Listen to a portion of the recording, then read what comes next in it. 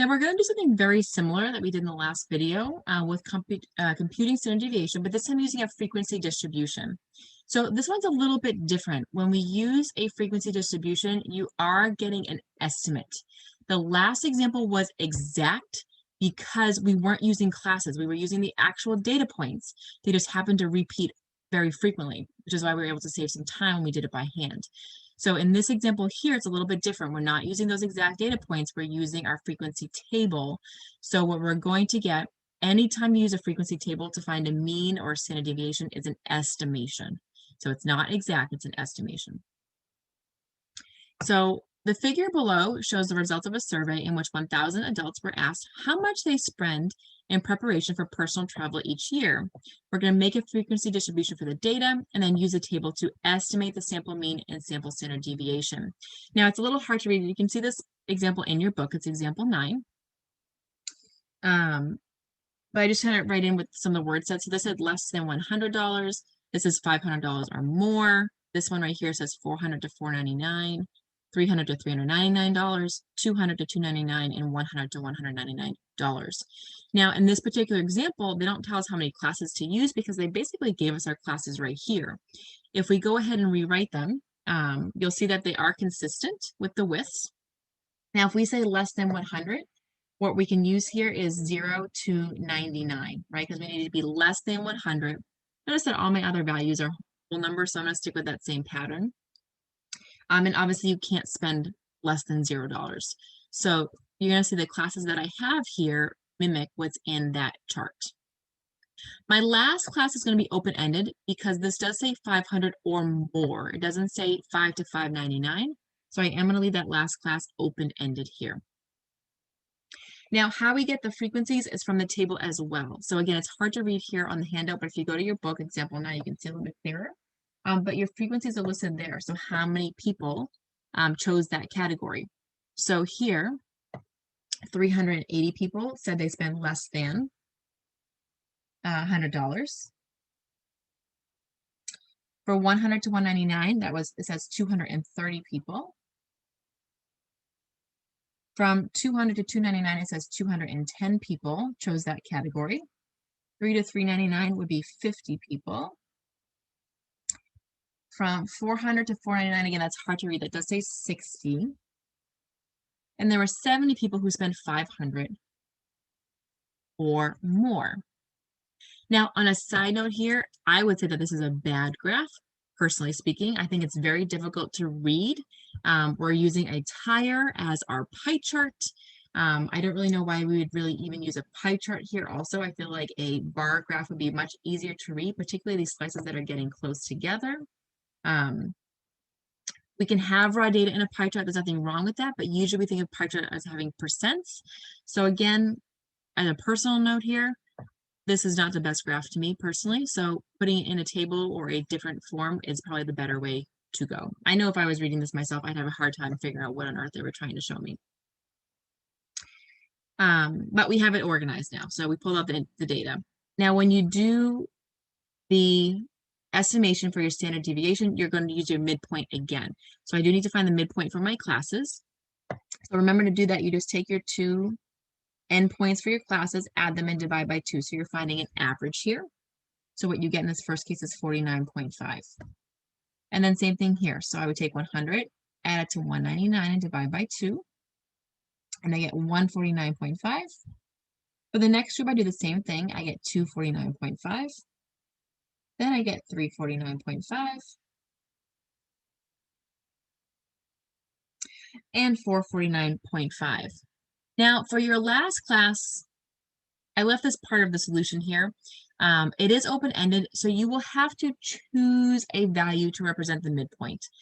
So if I knew more about the data, I'd probably try to pick something in the middle, right? If I saw most people, if they actually gave me like the raw data, like how much they spent, if I knew most values were in the 500 range, that would help.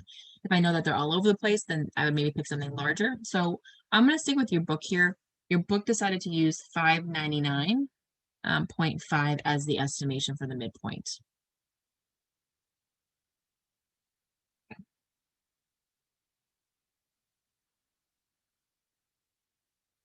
All right, so the first thing we have to do is we have to find that mean. And we've done this before, how to estimate the mean. So what we're going to do is we're going to take those midpoints and we're going to multiply it by our frequency tables. So I'm just calling X the midpoint. So you're going to do XF. So we're multiplying these together. So again, you're taking that 49.5 and you're timesing by 380. 149.5 times 230. So we're sort of pretending that every single value in this class is 49 and a half is really what we're doing here. So here we're pretending all 230 values are 149.5. So that's why it's an estimation and not an exact answer.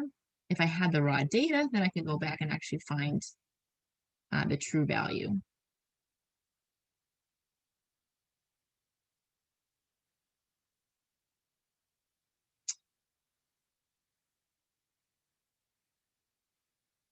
All right, so what we get, and again, I have this already computed, you get 18,810, 34,385, 52,395, 17,475, 26,970, and 41,965.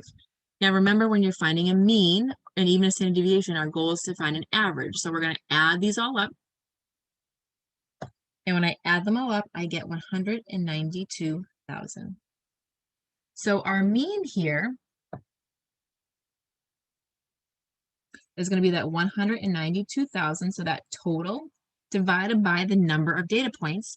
And if you go back to the beginning, you see that the number of data points were 1,000. So we're going to divide this by 1,000. Okay. So our mean is $192. And again, this is an approximation. So actually, I should probably put a little squiggle there because this is not going to be exact because I'm using a frequency table instead of the original raw data. So if you can, always use the original data, right? It's going to give you the best answer. Here, I don't have the original data, so I'm going to have to use an estimation with a table. So my mean is about 192. I mean, it's a different color again.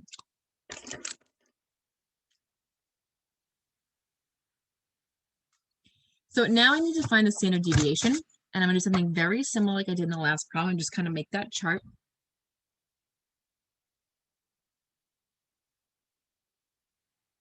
So the first thing I need to do is take my data points and subtract them with the mean. Again, when I'm doing this by hand, right?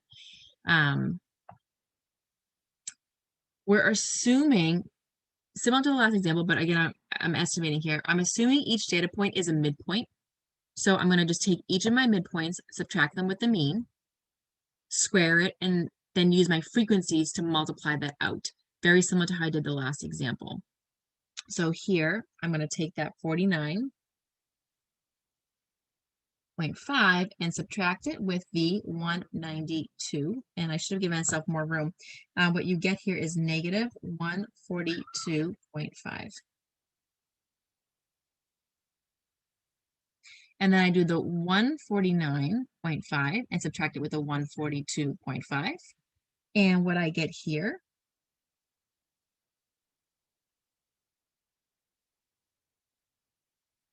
oops, sorry, I wrote this wrong. Looking at my notes wrong. That should be just 192. I apologize, guys. So 149.5 minus 192, because that's the mean. That looks much better. I know it looks kind of weird for a second there. I get negative 42.5. Then I do the 249.5 and subtract it with the 192. And I get positive 57.5.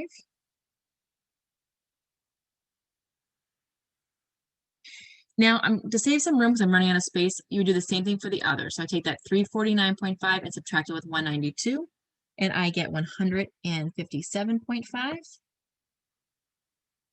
Then I take the 449.5, subtract it with the 192, and I get 257.5. And then finally, I take the 599.5, subtract it with the 192, and I get 407.5. So there are all my deviations. Now what I'm going to do is take each of those deviations and I'm going to square them. So again, I'm going to take that negative 142.5 and square it.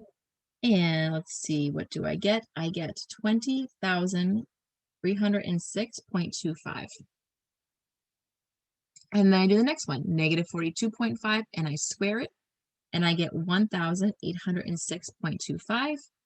And the same thing for the others. So what your answers are going to be are 3,306.25, 24,806.25, 66,306.25, and then 166,056.25. After we do that, next we're going to multiply by our frequencies. So our frequencies are right here. So for the first one, I'm going to take that 20,306.25 and I'm multiplying it by 380. And then for the second one, same thing, I take that 1806.25 and I multiply by 230. And again, I'm going to do this right down the line. And what you're going to get here, we're getting really large numbers now. So this is getting pretty tedious. I wish I had the original data because I would just throw it into my calculator or into Excel and I would have been done a long time ago. So let's see, I get 7,716,375.0. Then I get 415,437.5. 694,312.5. 1,240,312.5. 3,978,375.0. and 11,623,937.5. Really large numbers. This is an average. So the next thing I'm going to do is add these all up. And when I add those all up, I get 25,668,750.0. So just using one decimal place here. And we are finding a sample standard deviation. So I'm going to divide not by the total sample size, but by one less. So I'm going to divide this by 999 because I had 1,000 people take the survey. And don't forget, for standard deviation, we're taking the square root of that. So when you get that, and again, I'm just going to round here, you get 160.3. And this is dollars.